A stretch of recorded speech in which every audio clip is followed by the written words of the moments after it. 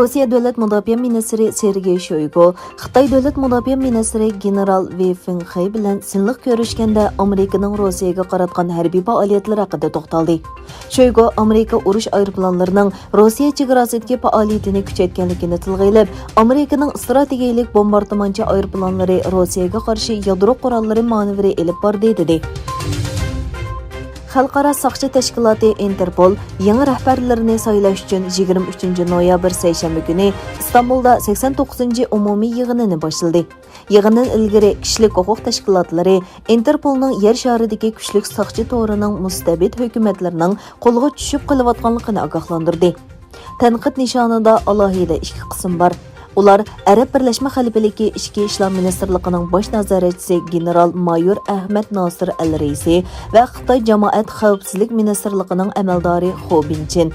Egallanishicha, Al-Reisi Interpolning raisligiga, Xo bo'lsa ijroiya komitetiga nomzod bo'lgan.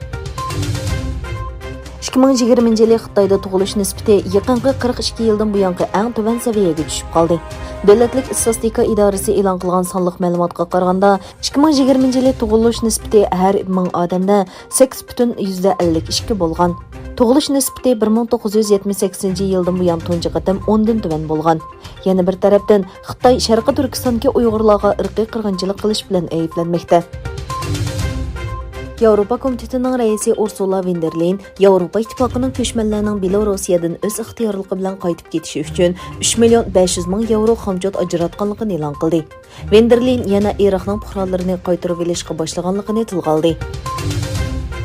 Qozog'istonning qurg'uvchi prezidenti Nursulton Nazarboyev hokimiyat beshidagi Nur Oton partiyasining raisligini prezident Qosim-Jo'mart To'qayevga o'tkazib berdi.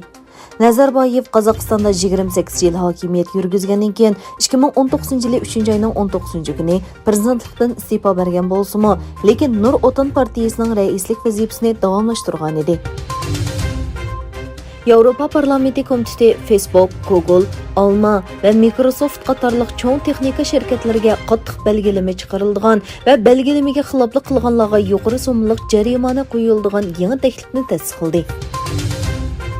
Xalqaro Sharqiy Turkiston ommaviy tashkilotlar birligining tashkillashi bilan To'nögun Istanbul Beshiktash rayonidagi Barbaros bog'chisida Xitoy soqchi amaldori Xo Binchinning xalqaro soqchi tashkiloti, ya'ni Interpolning ijroiya hay'atiga nomzod ko'rsatilishiga va Xitoyning Interpoldagi ta'sirining kuchayishiga qarshi namoyish o'tkazildi.